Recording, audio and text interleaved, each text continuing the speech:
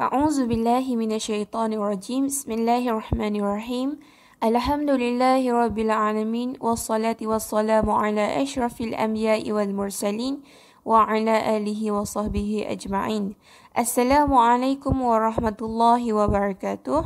Kami dari kursus MPU 2313 Pengajian Islam, pensyarah oleh Ustaz Muhammad Fahmi bin Abdul Jalil.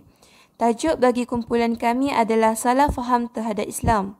Kumpulan kami adalah dari kumpulan yang ketujuh yang terdiri daripada 4 orang ahli, iaitu ahli yang pertama adalah Nur Fatin Atirah binti Sapudin bernama matrik D193117776. Ahli yang kedua adalah Fakhriyah Wahyuni binti Saiful Hazmi bernama matrik D183111085. Ahli yang ketiga Atikah binti Abdul Rahman bernama matrik D183111071 dan ahli yang keempat adalah Amirah Aina binti Mahazim bernama matrik D193111760. Tajuk pembentangan dari kumpulan kami iaitu salah faham terhadap Islam adalah dari sumber rujukan buku Salah Faham Terhadap Islam oleh Muhammad Quds, alih bahasa oleh Yusuf Zaki Yaakob. Berdasarkan sumber rujukan tersebut, kami akan membincangkan dan membentangkan beberapa bab berkaitan dengan salah faham terhadap Islam. Assalamualaikum warahmatullahi wabarakatuh. Saya Nur Fatin Atirah binti Sapudin bernama matrik D193111776. Saya akan membentangkan terlebih dahulu tentang bab Islam dan perhambaan. Salah faham terhadap perhambaan. Terdapat salah faham dan kekeliruan tentang perhambaan dalam Islam. Pengeliruan dalam bidang ini merupakan satu pengeliruan yang dimainkan oleh penganut untuk menggugat keimanan Angkatan Tentera Muda Islam. Pemuda-pemuda Islam sendiri telah mengalami beberapa kesangsian dan keraguan dalam hal ini. Antara pertanyaan yang sering diutarakan terhadap Islam ialah bagaimana Islam sebagai agama yang datang daripada Allah yang tidak diragui kebenarannya itu tergamak menghalalkan perhambaan. Bagaimana Islam yang datang membawa kebajikan dan mengemukakan konsep sama rata yang sempurna tergamak menjadikan perhambaan sebahagian daripada sistem undang-undang dan peraturan hidup. Berdasarkan pertanyaan ini, ianya juga memberi pertanyaan kepada kita, adakah Allah mahu membahagikan manusia selama-lamanya kepada golongan hamba dan tuan? Baik, apabila kita melihat masalah itu daripada kacamata kekejaman yang dilakukan di dunia hamba abdi yang pernah dirakamkan oleh sejarah zaman purba, tentulah kita memandang hina kepada persoalan perhambaan itu dan tentulah perasaan kita tidak dapat menerima perhambaan itu sebagai satu perkara yang tidak patut diakui oleh mana-mana agama ataupun sistem hidup. Malah, perasaan ini semakin mengongkongi jiwa kita hingga kita tertanya-tanya, mengapakah Islam turut mengakui perhambaan itu sedangkan seluruh ajaran dan bimbingan Islam adalah untuk membebaskan manusia dari perhambaan dalam pelbagai cara. Islam telah datang dan memerintahkan kepada tuan-tuan kepada hamba untuk memberikan layanan yang baik kepada hamba-hamba mereka. Perkara ini telah dirakamkan di dalam firman Allah Subhanahu Wa Taala yang bermaksud dan hendaklah kamu berbuat baik kepada kedua ibu bapa dan kaum kerabat dan anak-anak yatim dan orang-orang miskin dan jiran tetangga yang dekat dan jiran tetangga yang jauh dan rakan sejawat dan orang musafir yang terlantar dan juga hamba yang kamu miliki. Sesungguhnya Allah tidak suka kepada orang-orang yang sombong, takbur dan membangga-banggakan diri. Ayat ini daripada surah An-Nisa ayat yang ke-36. Baik, di sini marilah kita berhenti sebentar meninjau hakikat-hakikat sejarah. Sebetulnya, Kekejaman yang berlaku kepada perhambaan pada zaman purba dahulu tidak pernah berlaku dalam sejarah Islam. Hamba abdi dalam tradisi purba hanya barangan dan bukannya manusia. Mereka sedikit pun tidak mempunyai hak-hak sebagai manusia, walaupun mereka memikul seluruh beban-beban kerja yang berat. Ini kerana perhambaan pada zaman itu adalah untuk memperhambakan manusia dan mempergunakan mereka hanyalah untuk kepentingan-kepentingan orang-orang pada ketika itu. Islam juga memberi penentuan bahawa perhubungan di antara tuan dan hamba abdi bukanlah perhubungan untuk menindas dan untuk menghina. Malah ianya perhubungan kekerabatan dan persaudaraan. Kemudian Islam mengangkat lagi taraf hamba abdi ini, yang mana Islam datang untuk menetapkan bahawa kaum hamba abdi itu adalah saudara kepada tuannya. Di zaman Islam, kaum abdi ini telah menjadi manusia yang mempunyai kehormatan yang dilindungi oleh undang-undang.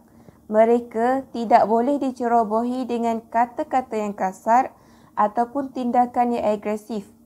Rasulullah SAW telah melarang tuan-tuan dari menyebut kepada hamba mereka bahawa mereka hamba abdi. Malah Rasulullah SAW menyuruh mereka untuk bercakap dengan menggunakan kata-kata yang menimbulkan kasih sayang dan mesra terhadap mereka dan melenyapkan perasaan perhambaan mereka.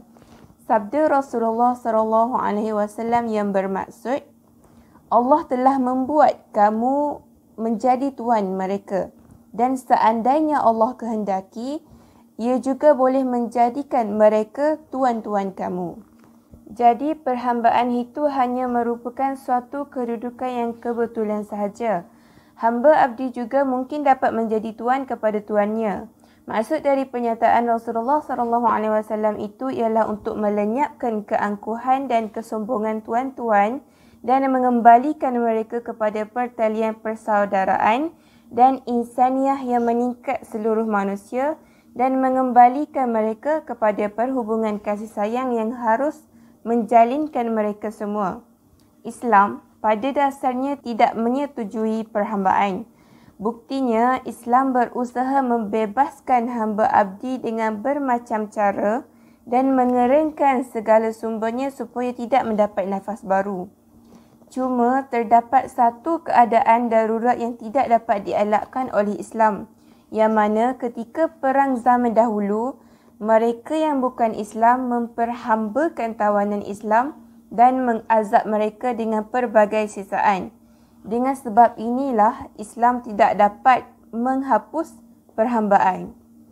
Keadaan ini telah memaksa Islam untuk tidak dapat menghapus perhambaan, hingga negeri-negeri yang menentang Islam itu bersetuju menghapuskan perhambaan perang yang merupakan satu-satunya perhambaan yang dibenarkan Islam.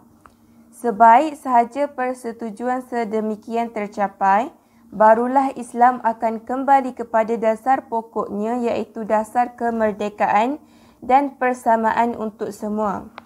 Kesimpulannya di sini adalah perhambaan yang berlaku pada sejarah zaman purba dan zaman Islam adalah jauh berbeza sama sekali.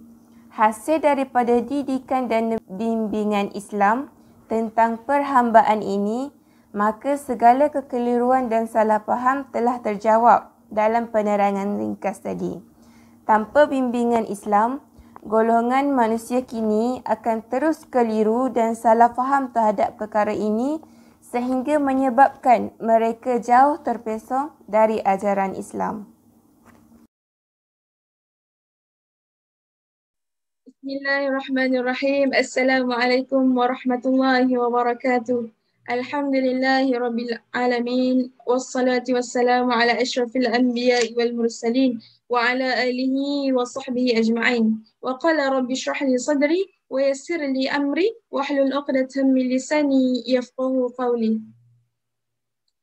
Alhamdulillah, nama diberi Fakhriyah Wahyuni binti Saiful Hazmi. Nombor metrik di 1831-1085. InsyaAllah hari ini saya akan berkongsi tentang satu salah faham yang timbul terhadap Islam, iaitu mengenai Islam dan sistem kelas. Baik, apakah yang dimaksudkan dengan sistem kelas dan bilakah sistem kelas ini wujud? Sistem kelas ini wujud pada zaman tengah di Eropah. Sistem ini memainkan peranan bahawa orang yang memperoleh kekayaan adalah kelas yang memegang pemerintahan. Pada zaman ini, masyarakat telah dibahagikan kepada 3 kelas, iaitu kelas bangsawan, kelas ahli agama dan kelas rakyat jelata. Kelas-kelas ini dibahagikan adalah mengikut kekayaan di antara mereka lah. Baik, kelas ahli agama pada ketika itu dapat dikenali dengan cara pemakaian mereka. Pemakaian mereka adalah sangat berbeza daripada golongan-golongan lain dan orang-orang lain. Pada zaman itu, mereka mempunyai pengaruh yang begitu besar di dalam masyarakat kuasa Pop. Kelas yang kedua adalah kelas bangsawan. Okey, kelas bangsawan ini adalah kelas yang memegang tampuk kekayaan dan mereka lah yang memegang pemerintahan. Okey, mereka menganggap bahawa kebangsawanan yang ada dalam diri mereka sebagai satu hak yang perlu, yang akan diwarisi oleh golongan mereka sahaja dari satu generasi ke satu generasi. Manakala kelas rakyat jelata pula adalah kelas yang tidak lain tidak bukan hanyalah dianggap sebagai sampah sarap yang tidak mempunyai hak dan keutamaan dalam kehidupan. Mereka hanya hidup dalam mewarisi kehinaan, kemiskinan dan perhambaan dari satu generasi ke satu generasi. Di sini kita dapat melihat bahawa kelas rakyat jelata adalah satu kelas yang dianiayai dan dihina serta kehidupan mereka tidak boleh diperbaiki. Kerana apa? Kerana mereka hidup sebagai kerana mereka hanya mewarisi kehinaan. Sedangkan kelas bangsawan hanya akan diwarisi oleh generasi-generasi mereka sahaja. Jadi persoalannya di sini, adakah sistem kelas ini terdapat di dalam Islam? Baik, Allah telah berfirman di dalam Al-Quran yang menjadi tanda tanya, yang menjadi satu salah faham terhadap sistem kelas ini. Allah telah berfirman di dalam Al-Quran, A'udzubillahi minasyaitonirrajim. Bismillahirrahmanirrahim. Wallahu faddala ba'dakum ala ba'din fil rizq. Dan Allah telah melebihkan pendapatan rezeki setengah kamu di atas setengah yang lain. Wa rafa'na ba'dahum fawqa ba'din darajat. Dan kami telah mengangkatkan darjat-darjat setengah kamu di atas setengah yang lain. Baik, dari ayat ini, Allah sendiri telah berfirman bahawa Allah telah melebihkan pendapatan rezeki setengah kamu dari setengah yang lain.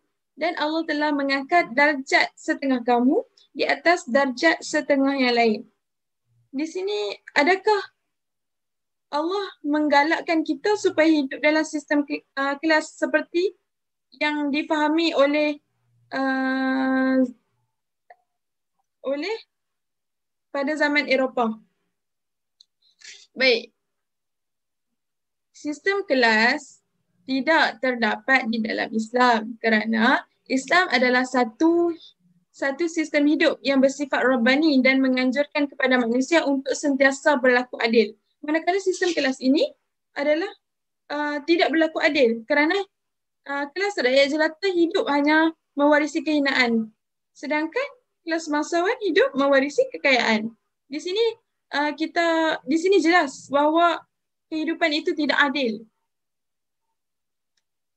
Baik, tujuan Allah menurunkan ayat ini adalah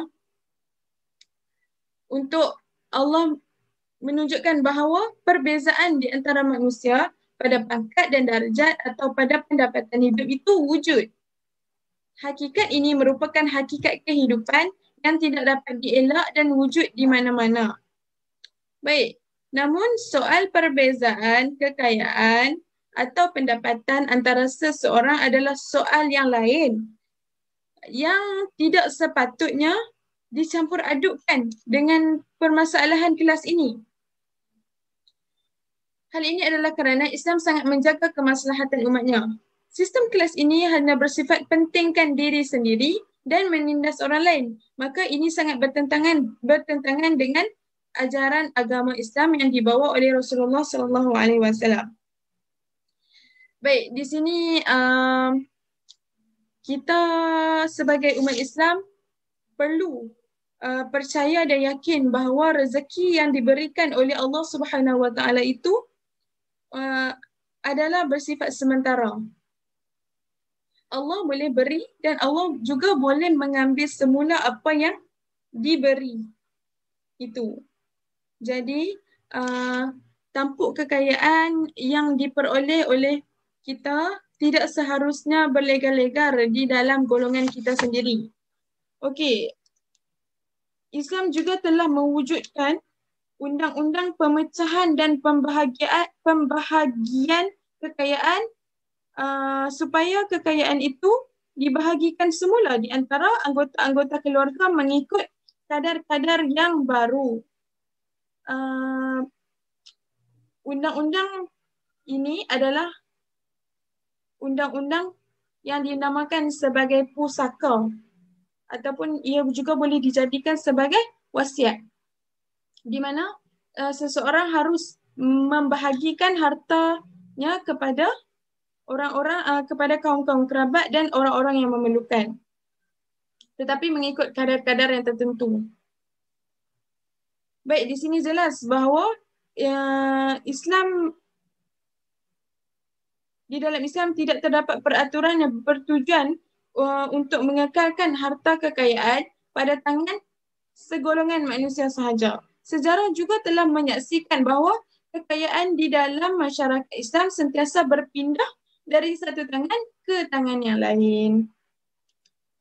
Okey, kuasa perundangan Islam juga bukanlah milik mutlak pada suatu golongan manusia tertentu. Tetapi di dalam pemerintahan Islam, undang-undang yang diturunkan oleh Allah Subhanahu Wa Taala harus menjadi undang-undang yang memerintah seluruh rakyat jelata tanpa memilih kasih dan tanpa menganiayai mana-mana golongan kerana undang-undang inilah yang paling adil di muka bumi ini.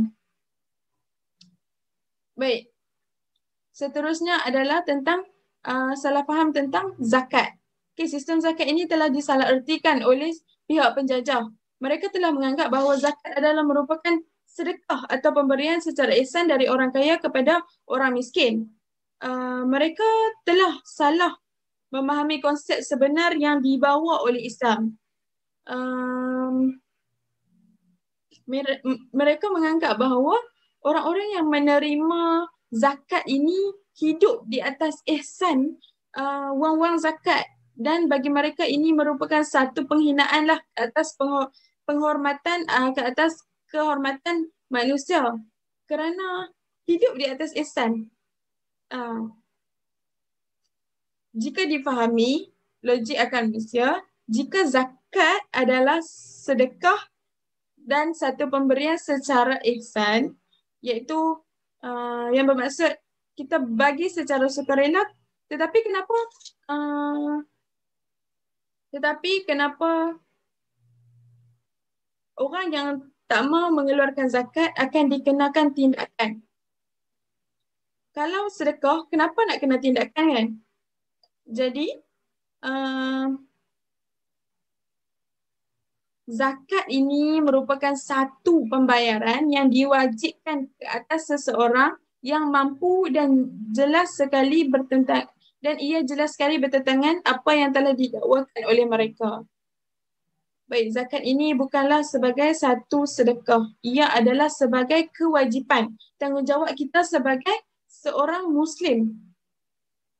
Okey, zakat juga terdapat beberapa hakikat tentang zakat. Yang pertama adalah pemungutan zakat ini telah dihadkan mengikut kadar-kadar yang tertentu serta kewajipan ini hanya dibebankan ke atas golongan orang-orang kaya dan sederhana kaya. Okey, hakikat yang pertama ini telah berlaku kerana pada zaman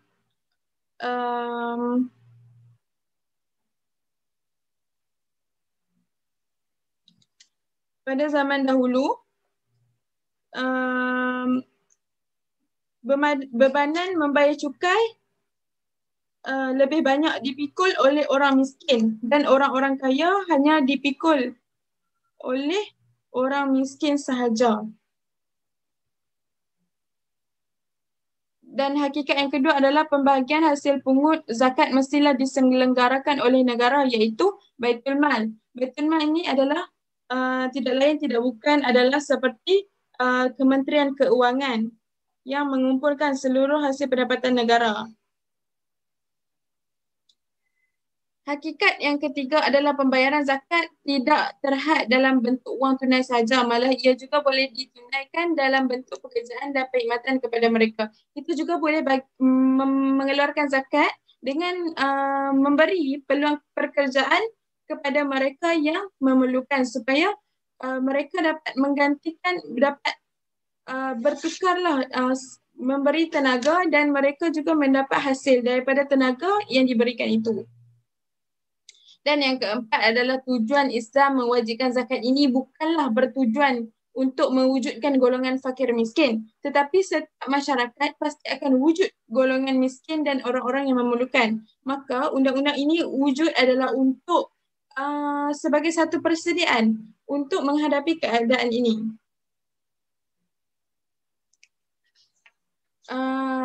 Hal ini telah dibuktikan pada zaman Khalifah Umar bin Abdul Aziz.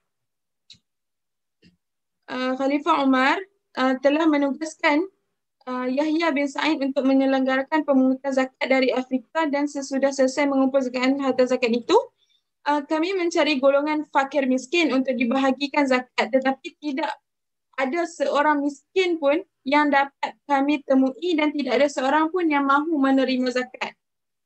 Hal ini adalah kerana Umar bin Abdul Aziz telah membuat semua orang hidup senang. Di sini adalah bukti bahawa Islam itu mewajibkan zakat bukan untuk mewujudkan golongan miskin.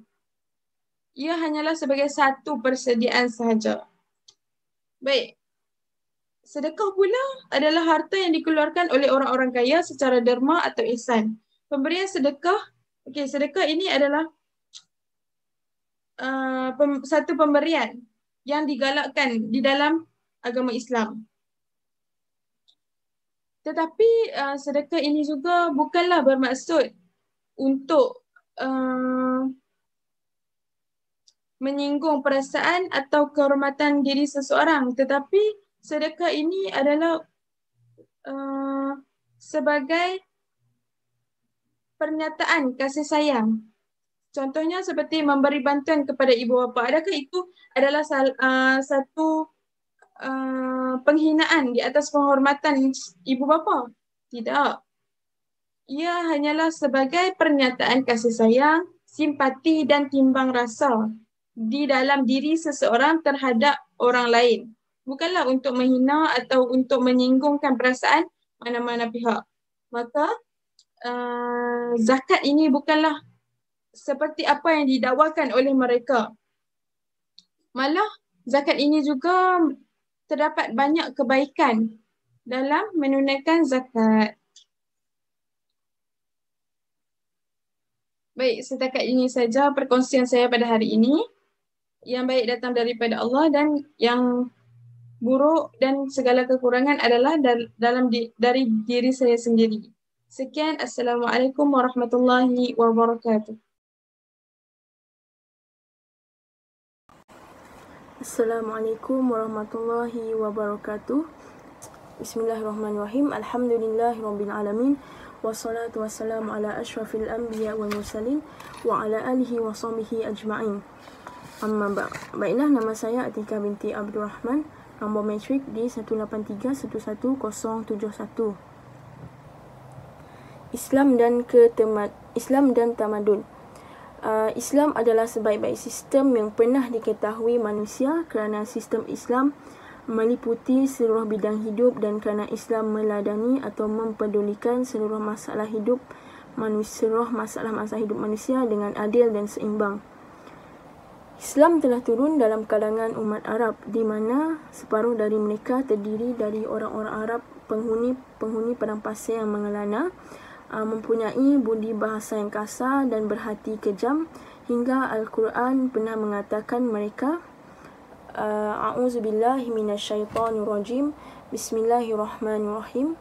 Al-a'rabu asyaddu kufran wa nifaqan wajdaru an la ya'lamu hududa ma anzalallahu ala rasulih. Yang maksudnya, Arab Badui itu ialah manusia-manusia yang amat kufur dan hipokrit dan lebih wajar tidak mengetahui hukum-hukum yang telah diturunkan Allah kepada Rasulnya. Walaupun mereka ini dikatakan mempunyai budi bahasa yang kasar, berhati kejam, tetapi kejayaan Rasulullah yang paling besar ialah beliau dapat mengubah umat yang jakun dan liar itu menjadi manusia-manusia yang baik. Iaitu Rasulullah dapat mengubah orang-orang Arab yang sebelum ini kasar ini berhati kejam kepada menjadi manusia yang baik. Bukan sahaja mereka dapat menerima ajaran-ajaran Allah dan mempertingkatkan diri mereka dari status kehaiwanan kepada status kemanusiaan luhur, malah mereka menampilkan diri mereka sebagai jago-jago pengembang ajaran Allah dalam kalangan umat-umat yang lain. Walaupun mereka dahulu dianggap kejam dan tidak berperi kemanusiaan, tapi mereka dapat membuktikan bahawa mereka dapat menerima ajaran yang dibawa oleh Rasulullah. Sebagaimana kita lihat Ibnu Khaldun yang merupakan tokoh sejarawan dan falsafah Arab. Islam juga telah melindungi dan menyuburkan hasil-hasil kemajuan ilmiah yang dirintiskan umat Greek dalam bidang perubatan, astronomi, matematik, fizik, kimia dan falsafah. Malah, Islam juga turut memberi sumbangan kemajuan-kemajuan ilmiah yang baru. Dari sini kita lihat bahawa betapa serius dan mendalamnya minat umat Islam di dalam pendidikan ilmiah. Bukan sahaja warga Eropah, malah umat Islam juga menyokong ataupun turut memberi sumbangan kepada kemajuan ilmiah yang baru. Islam tidak pernah menyeru umatnya ke arah pemanciran ilmiah atau kebendaan. Islam juga tidak memusuhi tamadun-tamadun lain atas sebab-sebab pribadi dan perkauman. Ajaran Islam tidak pernah menentang rekaan-rekaan sains yang dihasilkan oleh manusia dan di mana-mana saja di dunia ini. Malah setiap usaha ataupun percubaan sains yang sihat merupakan satu makanan jiwa yang harus dikecapi oleh orang-orang Islam.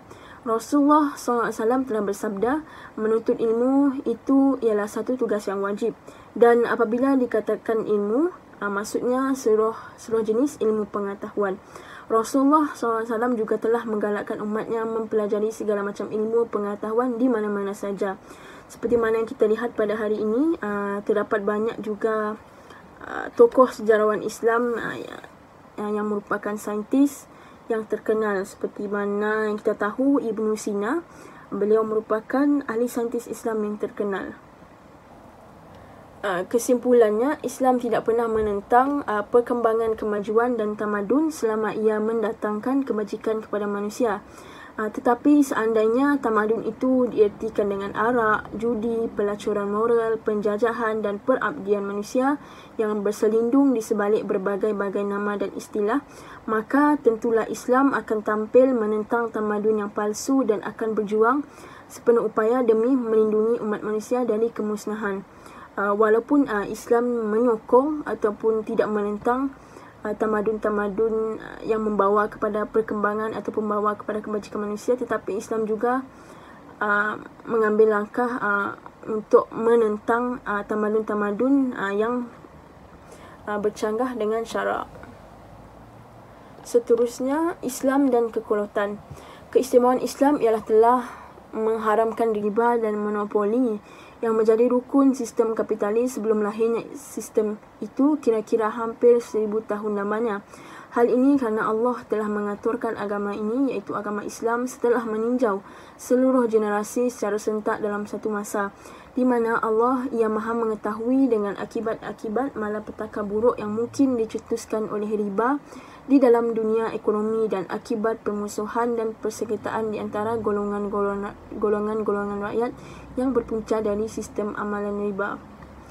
Seperti mana jika negara tersebut mengamalkan riba, maka ia akan memberi kesan buruk kepada negara tersebut, terutamanya kepada ekonomi. Kesan buruknya seperti kemerosotan ekonomi negara yang sekaligus akan menyebabkan kos peningkatan sara hidup. Apabila kos sara hidup meningkat, akan lebih ramai rakyat yang hidup susah. Mengenai arak, judi, percampuran dia di antara lelaki dan perempuan, maka Islam telah mengharamkan dengan tegas walaupun dikecam oleh golongan yang menganggap diri mereka kaum progresif. Sebagaimana yang kita lihat di negara Eropah seperti di Perancis, mereka hidup bebas dan pergaulan antara lelaki dan perempuan juga sangat bebas. Mereka hanya mementingkan keseronokan dan hanya ingin hidup berfoya-foya. Di Amerika juga terdapat 38% gadis sekolah menengah yang hamil. Ini merupakan kesan daripada pencampuran ataupun pergaulan bebas di antara lelaki dan perempuan. Walaupun mereka mempunyai kekuatan kebendaan seperti teknologi dan sains, namun lambat laun ianya akan dimusnahkan oleh keinginan-keinginan seks yang liar di kalangan penduduknya. Penagihan arak mencerminkan sebuah masyarakat yang sakit atau individu yang tenat. Arak hanya diperlukan oleh masyarakat sakit yang membesar-besarkan perbezaan kelas, di mana golongan atasan hidup dalam kemewahan pelacur yang membunuh perasaan mereka dan di mana golongan bawahan hidup dalam serba penderitaan. Kedua-dua golongan ini memerlukan arak. Golongan atasan memerlukan arak untuk menambah kecergasan mereka dan golongan bawahan memerlukan arak untuk melarikan diri daripada masalah hidup. Islam tentulah tidak dapat dikecam kerana sikapnya yang mahu melindungi kepentingan seluruh generasi manusia tanpa membezakan satu-satu generasi dari generasi lain. Hal ini kerana Islam memandang hubungan generasi manusia itu sebagai satu rantaian yang bersambung-sambung tanpa terputus pada generasi yang tentu. Kerana itu, Islam berusaha untuk melindungi kepentingan seluruh generasi. Kesimpulannya, Islam amat menjaga keturunan yang baik. Jika kita berasal dari keturunan yang baik, maka insya-Allah keturunan selepas kita akan menjadi orang yang baik. Dan Islam juga melindungi kepentingan umatnya seperti tidak membeza-bezakan generasi dari satu generasi kepada generasi lain. Sekian daripada saya. Wabillahi taufiq wal hidayah. Wassalamualaikum warahmatullahi wabarakatuh.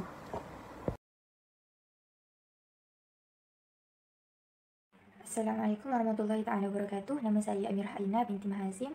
Nombor metrik di 193111760. Okey, saya ingin menerangkan mengenai Islam dengan masyarakat Islam. Okey, sikap masyarakat yang bukan Islam terhadap pemerintahan Islam merupakan satu masalah yang selalu dikatakan rumit dan sukar. Ramai orang yang merasa ragu-ragu untuk memperkatakan mengenai hal ini kerana takut berlaku pertelagahan antara orang-orang Islam dengan orang-orang yang bukan Islam. Okey, adakah mereka, yakni orang-orang Kristian, takut kepada nas-nas suci perundangan Islam, atau mereka takut kepada cara pelaksanaannya? Okey. Nas-nas perundangan suci Islam dengan tekasnya berkata mafhumnya, Allah tidak menegahkan kamu berbuat baik dan berlaku adil kepada orang-orang yang tidak memerangi kamu dan tidak pula menghalaukan kamu dari negeri-negeri kamu. Sesungguhnya Allah itu kasihkan orang-orang yang bersikap saksama. Surah Al-Mumtahanah ayat yang ke-8.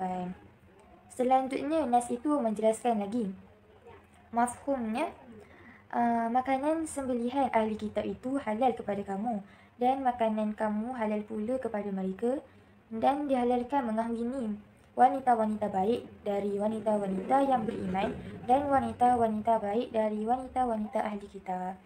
Surah Al-Ma'idah ayat yang ke-5. Okey. Prinsip umum perundangan Islam ialah orang-orang yang bukan Islam mempunyai hak yang sama dengan hak-hak kita dan mempunyai kewajipan-kewajipan yang sama seperti kita. Nas-nas perundangan Islam begitu tegas menyuruh orang-orang Islam berlaku baik dan adil terhadap orang-orang yang bukan Islam, dan menetapkan persamaan hak-hak dan kewajipan-kewajipan yang bukan Islam bersangkutan dengan ibadah dan fardu di antara mereka dengan orang-orang Islam. Okey, iaitu hak-hak dan kewajipan-kewajipan yang berkaitan dengan peraturan masyarakat dan hak-hak kewarganegaraan. Di samping itu, nas-nas perundangan Islam menganjurkan orang-orang Islam mengukuhkan hubungan mereka dengan ahli kitab melalui kegiatan-kegiatan saling berkunjung dan makan minum bersama-sama, dan kemuncaknya melalui perkahwinan campuran. Okey, mengenai cara-cara pelaksanaan undang-undang Islam, eloklah kita perturunkan di sini pengakuan seorang ahli sejarah barat yang beragama Kristian yang tidak pernah dituduh sebagai memihak kepada agama Islam. Okey, Sir Arnott berkata dalam bukunya The Preaching of Islam, halaman yang ke-48, dialih bahasa oleh Hasan Ibrahim Hasan, Abdul Majid Abidin dan Ismail Al-Nahrawi.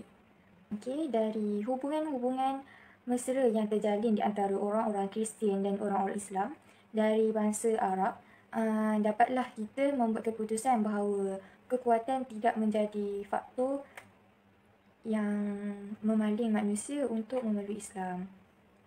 Muhammad sendiri telah mengadakan satu pakatan dengan sesetengah suku Kristian dan berjanji untuk bertanggungjawab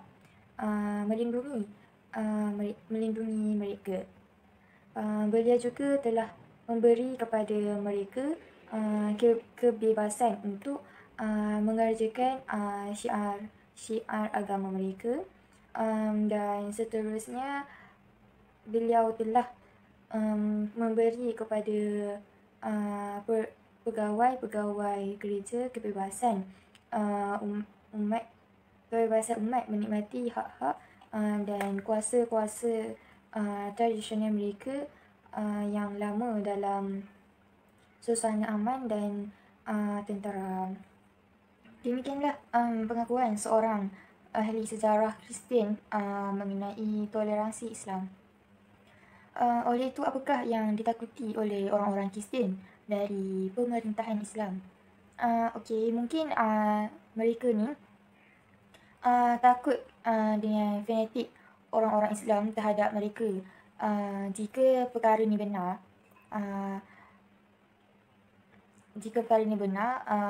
maknanya mereka orang-orang Kristian belum mengerti erti fanatik yang sebenar. Untuk itu biarlah saya memberi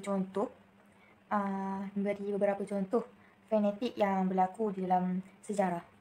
Contoh yang pertama ialah mahkamah-mahkamah Inquisition yang diadakan di Spanyol. Mahkamah ini diwujudkan dengan tujuan untuk menghapuskan umat Islam di Spanyol. Ia telah menggunakan berbagai cara penyiksaan yang paling kejam di dalam sejarah, seperti membakar hidup-hidup, mencabut kuku, mencuri mata dan memotong anggota-anggota badan untuk memaksa orang-orang itu meninggalkan agama mereka dan mengikut mazhab Kristian yang tertentu. Contoh yang kedua ialah pembunuhan beramai-ramai yang dilakukan terhadap orang Islam di setiap negeri Eropah atau di negeri-negeri yang terletak di bawah kekuasaan Eropah. Pembunuhan yang dilakukan di Yugoslavia, Albania, Rusia dan di negeri-negeri Afrika Utara, Somalia, India dan negeri yang lain. Pembunuhan itu kadang-kadang dilakukan atas nama pembersihan barisan dan kadang-kadang atas nama menjaga keamanan dan keselamatan negara tersebut. Contoh yang amat penting ialah penindasan terhadap orang-orang Islam di negeri Habsyah, sebuah negara yang mempunyai hubungan sejarah, geografi, kebudayaan dan agama dengan negeri Mesir. Gereja Habsyah adalah tunduk kepada gereja Mesir dan penduduknya bercampur di antara pemeluk Islam dan pemeluk Kristian. Jumlah mereka dianggarkan kira-kira 35% hingga 65% dari jumlah keseluruhan rakyat Habsyah. Namun demikian, tiada sebuah sekolah pun di Habsyah yang memberi pelajaran agama Islam kepada pelajar-pelajarnya yang beragama Islam, dan tiada sebuah sekolah pun yang mengajar bahasa Arab di sekolah-sekolah di sana. Sekolah-sekolah swasta yang didirikan oleh orang-orang Islam dengan perbelanjaan yang tersendiri telah dikenakan cukai-cukai yang berat dan peraturan-peraturan yang ketat sehingga menyusahkan orang-orang Islam di sana. Dan pada akhirnya sekolah-sekolah di sana terpaksa ditutup. Tindakan dan peraturan itu telah menyebabkan orang-orang Islam berputus asa untuk melakukan percubaan yang baru, dan akibatnya anak-anak Islam di sana hanya mendapatkan pelajaran dengan belajar di kelas-kelas agama secara kuno sahaja. Sebelum Itali menyerang negeri Habsyah, mana-mana orang Islam yang berhutang pada orang Habsyah yang beragama Kristian dan tidak mampu membayar hutangnya, mereka ni akan dihukum menjadi abdi kepada penghutang Habsyi Kristian tersebut. Kemudian abdi-abdi itu dijual beli dan disiksa bawah pengetahuan kerajaan. Di samping tu, tiada seorang Islam pun di dalam kabinet kerajaan Habsyah ataupun di dalam jawatan-jawatan penting yang mewakili 1/3 penduduk yang beragama Islam itu tersebut. Agama Islam tersebut. Itulah yang dikatakan sikap fanatik yang sebenar. Di Mesir, orang-orang Kristian tidak diharamkan mencari dan memiliki harta kekayaan dan banyak di antara mereka yang kaya raya. Mereka diberi hak belajar mereka diberi hak untuk belajar, memegang jawatan kerajaan, hak kenaikan dalam jawatan tanpa diskriminasi kerana agama mereka. Pengerjaan ambil ibadah, mereka tidak pernah diganggu melainkan dalam insiden yang amat jarang berlaku yang sengaja dihalangkan oleh penjajah Inggeris untuk memecah belahkan rakyat Mesir. Demi memperkuatkan kedudukan penjajahan, ada pula yang menuduh bahawa Islam melakukan diskriminasi dalam pengenaan jizyah terhadap orang-orang yang bukan Islam. Tuduhan ini saya ingin menjawab dengan kenyataan Sir Arnold sendiri. Beliau berkata di halaman yang ke-58, seperti telah diterangkan tadi, jizyah itu hanya dikenakan ke atas setiap orang lelaki yang berkuasa sebagai bayaran perkhidmatan tentera yang memang akan diwajibkan ke atas mereka jika mereka beragama Islam. Satu hal yang jelas bahawa mana-mana kelompok orang-orang Kristian adalah dibebaskan dari bayaran jizyah apabila mereka masuk ke dalam perkhidmatan tentera Islam. Beginilah peraturan yang dilakukan terhadap suku Jurajimah, iaitu satu suku yang beragama Kristian yang tinggal berhampiran Antioch. Mereka hidup aman damai dengan orang-orang Islam dan membuat perjanjian untuk berdiri di samping mereka dan berjuang bersama mereka di dalam mana-mana pertempuran. Dan syarat mereka tidak dikenakan jizyah, juga diberikan habuan yang wajar dari harta rampasan perang. Beliau menyambung lagi di halaman yang ke-59. Sebaliknya, peladang-peladang telah dibebaskan dari perkhidmatan tentera walaupun mereka beragama Islam, tetapi mereka dikenakan jizyah bagi bayaran kebebasan itu, sama seperti jizyah yang dikenakan di atas penduduk yang beragama Kristian. Dari kenyataan-kenyataan ini, jelaslah bahawa persoalan jizyah bukanlah persoalan diskriminasi terhadap orang-orang yang bukan Islam. Malah, yang menjadi persoalan di sini ialah perkhidmatan tentera. Sesiapa yang menunaikan perkhidmatan ini, ia dibebaskan dari bayaran jizyah, dan sesiapa yang tidak menunaikannya, ia harus membayar jizyah tanpa diperhitungkan agama yang dianutinya.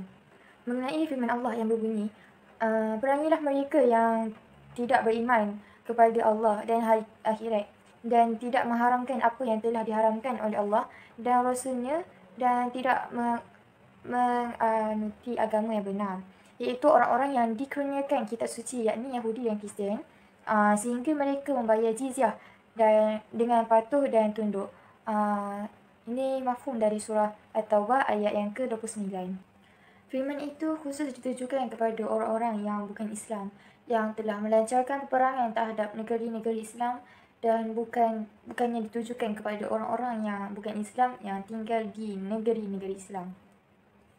Untuk mengakhiri perbincangan ini, saya ingin mengingatkan bahawa orang-orang komunis sedang melakukan fitnah-fitnah yang jahat. Mereka memberi janji-janji kepada setiap golongan. Mereka berkata kepada kaum buruh, jika kamu berjuang bersama kami, maka semua kilang-kilang akan kami serahkan kepada kamu. Kepada kaum peladang, mereka berkata, jika kamu berjuang bersama kami, kami akan memberikan tanah kepada kamu secukupnya. Seterusnya, bila mereka berdepan dengan golongan siswasah dan lepasan-lepasan sekolah yang menganggur, mereka berjanji untuk mengadakan pekerjaan-pekerjaan yang sesuai dengan ijazah-ijazah mereka. Apabila mereka bercakap dengan muda-mudi yang kebeluran dengan seks, mereka berjanji untuk membentuk sebuah masyarakat yang bebas lepas, di mana mereka boleh mencari keseronokan dengan bebas tanpa campur tangan undang-undang dan adat resam. Kepada masyarakat Kristian yang hidup di dalam negeri-negeri Islam, mereka berseru, berjuanglah bersama kami. Kami berjanji akan menghancurkan agama Islam yang membeza-bezakan manusia atas dasar kepercayaan. Apa yang dikatakan mereka adalah pembohongan-pembohongan semata-mata. Islam tidak membezakan manusia dengan berdasarkan kepercayaan, kerana Islam telah memberikan segala hak-hak asasi kepada manusia tanpa sebarang perbezaan.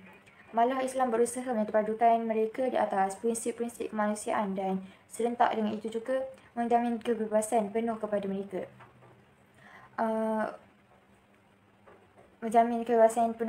Untuk memilih mana-mana agama yang disukai mereka di bawah lindungan dan naungannya.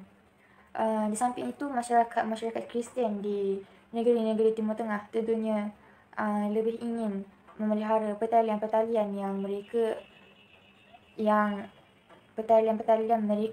bersejarah dengan orang-orang Islam yang melindungi kepentingan bersama mereka dari mendengar propaganda Kristian yang jahat. Sebagai kesimpulan, saya akan gantikan dengan langkah penyelesaian. First, mantapkan ilmu pengetahuan, belajar tentang Islam, belajar mengenai fardu ain dan fardu kifayah, dan ambil tahulah tentang sejarah Islam. Seterusnya, mempraktikkan cara hidup Islam yang sebenar.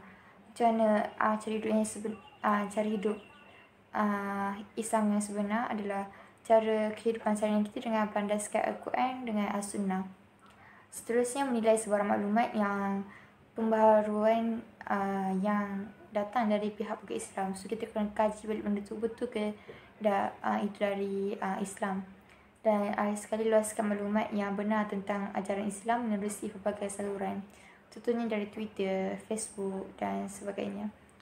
Itu sahaja dari saya dan ahli kumpulan yang lain. Sekian, terima kasih.